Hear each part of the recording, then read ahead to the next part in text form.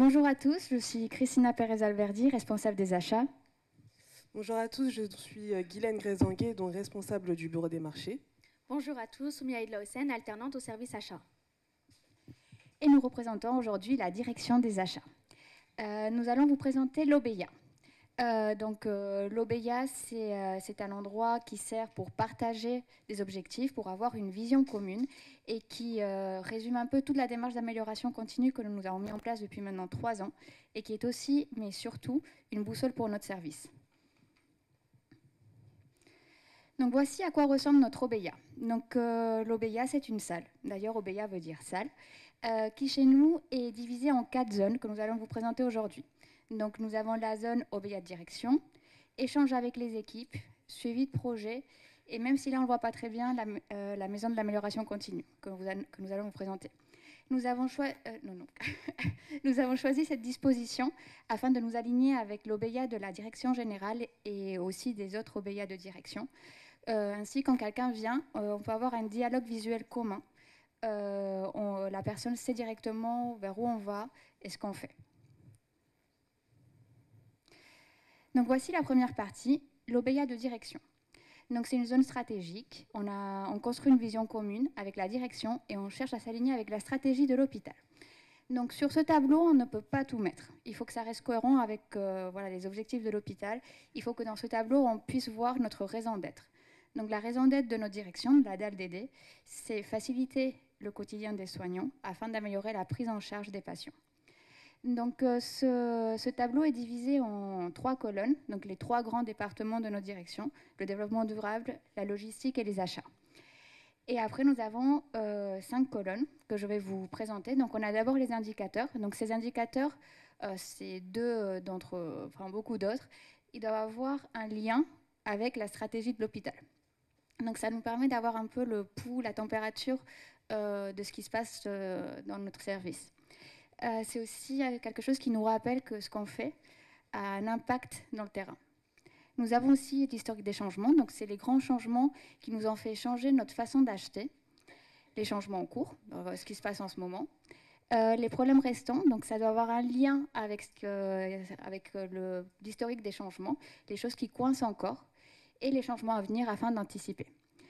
Quand je vous disais qu'on ne peut pas tout mettre et qu'il faut rester cohérent avec les objectifs de l'hôpital, c'est par exemple chez nous les RAM, je ne sais pas si tout le monde voit ce que c'est, mais c'est quelque chose qu'on fait afin de prévoir les dépenses qu'on a eues en une année pour l'année prochaine. C'est quelque chose qui est très important pour nous, qui nous prend beaucoup de temps, qui est difficile à gérer, mais ça n'a pas un impact pour le patient, donc on ne va pas venir le mettre ici. Par contre, l'achat de certains dispositifs médicaux qui est compliqué. Ça ne nous prend pas vraiment beaucoup de temps, même si ça reste une problématique. Ce n'est pas quelque chose dont on parle tous les jours, mais ça a un impact pour le patient. On va venir le voir là.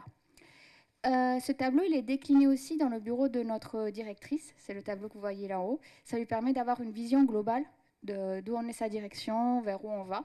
Alors c'est un tableau qui ne bouge pas vraiment, enfin à part les indicateurs qui tournent tous les mois. Le reste, ça reste assez stable et heureusement parce que, comme je le disais, on est en accord avec les objectifs de l'hôpital. Et après, nous avons l'autre qui est dans mon bureau. Alors là, moi, je vais un peu plus dans le détail. Donc, je regarde plutôt par type d'achat, par cellule d'achat. Et je me permets de mettre beaucoup plus de choses. Et après, c'est notre directrice qui vient piocher les informations dont elle a besoin pour avoir une vision claire sur notre direction. Et je vais laisser la parole à Guylaine qui va présenter la zone échange avec les équipes. Donc oui, merci Christina. Donc effectivement, donc la deuxième zone est dédiée à l'échange avec les équipes. Donc c'est le cœur même de notre fonctionnement collaboratif. Alors on a mis des pratiques et des outils en place qui passent notamment par des tableaux de suivi.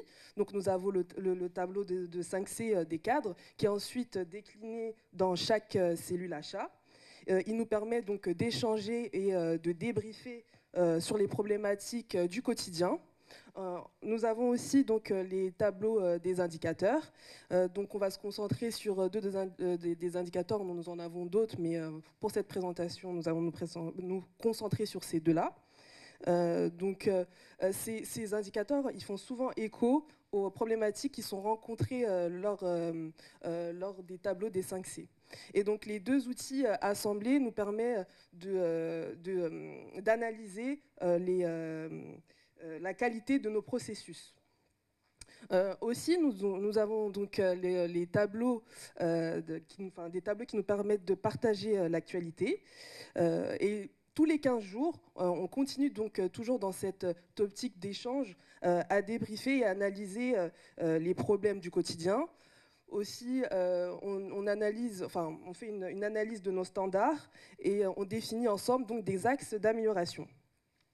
Aussi, pour avoir une connexion directe avec le terrain et une connexion directe et certaine avec le terrain, on a utilisé d'autres indicateurs clés. Donc, il y a les indicateurs de flux qui passent par le délai de paiement, qui est donc suivi depuis 3 ans au sein des achats. Mais on s'est rendu compte que ce n'était pas suffisant, donc on l'a enrichi avec le pourcentage de factures payées. Et donc l'ensemble de ces deux indicateurs nous permet d'avoir une vision d'ensemble sur notre facturation.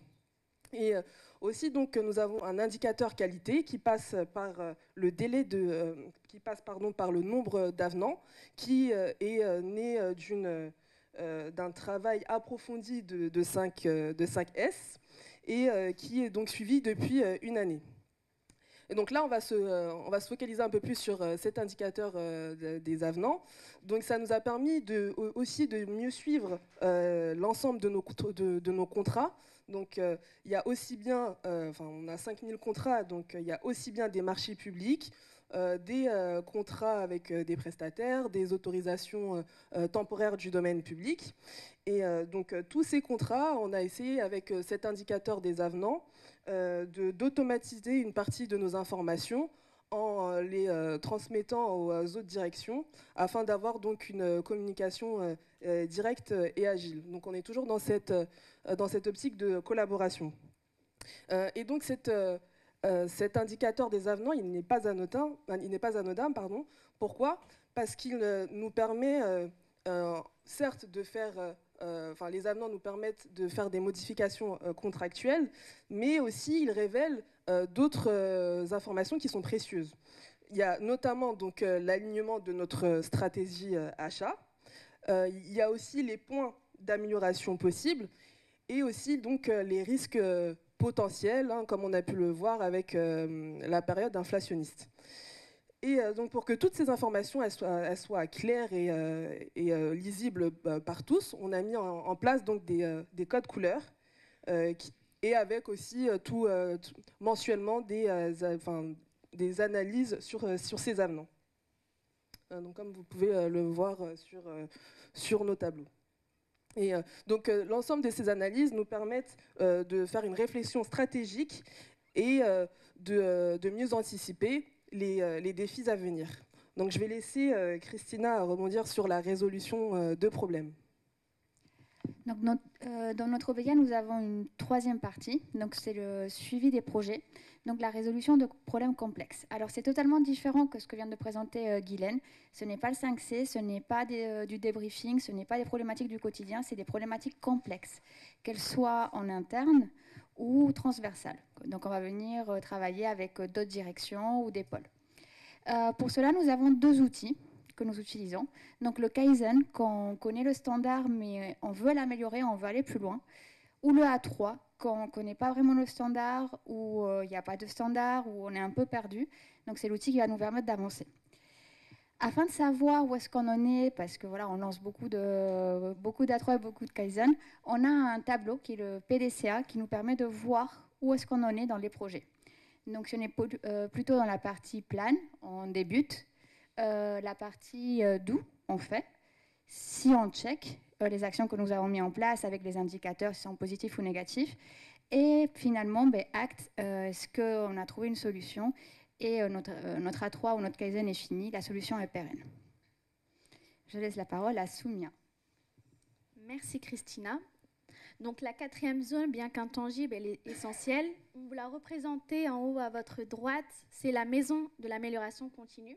Elle place les équipes comme base fondamentale de cette démarche. Au sein du service achat, nous souhaitons développer les équipes et nous et nous mettons en approche 2 compétences. La matrice de compétences annuelle, donc chaque collaborateur s'auto-évalue sur des gestes concrets du quotidien. Cela nous permet d'identifier les compétences à renforcer, mais aussi de désigner des experts pour transmettre leur savoir-faire. Notre deuxième approche, c'est les dojos. Vous allez me dire, qu'est-ce qu'un dojo ?